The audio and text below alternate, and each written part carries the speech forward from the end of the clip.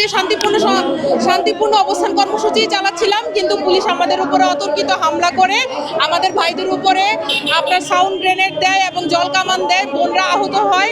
ঢাকা মেডিকেলে প্রায় 10-12 জনের মতো ঢাকা মেডিকেলে ভর্তি হয়। তো গতকালকে বিকেলবেলা আমরা হচ্ছে ডিসি মহোদয়ের কাছে আসছিলাম। ডিসি মহোদয়ের অনুমতি নিয়ে আমরা আজকে শান্তিপূর্ণ অবস্থান কর্মসূচি চালাচ্ছি। তো আমরা আজকে শিক্ষা উপদেষ্টার সাথে দেখা করার কথা। শিক্ষা উপদেষ্টা বলেছেন আমাদের দাবি নিয়ে কথা বলার জন্য, আমাদের দাবি দেওয়া নিয়ে আমরা শিক্ষা উপদেষ্টার সাথে কথা বলবো।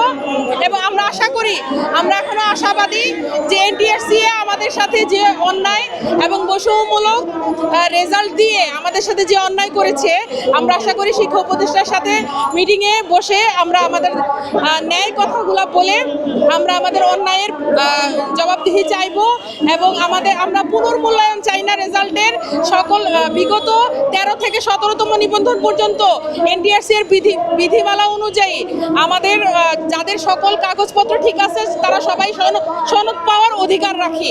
তো সেই ক্ষেত্রে 18তম নিবন্ধনের ভাইবা বঞ্চিত শিক্ষার্থী আমরা কেন বঞ্চিত হব? এনটিআরসি এর বিধিবিধান তো তারা নিজেরাই মানে না। সেজন্য আমি মনে করি যে সব কিছুই আমাদের পক্ষে। আমরা মনে করি এনটিআরসি আমাদের কাছে ধরা পড়ে গেছে, ওরা এখন কোনো অন্যায় করতে পারবে না। এবং আমরা যেহেতু সনদ পাওয়ার অধিকার রাখি লিখিত মার্কের উপরে, ভাইবা মার্ক যেহেতু যোগ হয় নাই, তো ভাইবা মার্ক যেহেতু যোগ হয় নাই আমরা লিখিত মার্কের উপরে সনদ পাওয়ার অধিকার রাখি এবং সেই সনদের দাবিতে আজকে আমরা শান্তিপূর্ণ অবস্থান কর্মসূচি চালাচ্ছি এবং শিক্ষা উপদেষ্টার সাথে মিটিং করে বাকিটা আমরা বুঝতে পারবো যে আমরা নেক্সট স্টেপ কি হবে।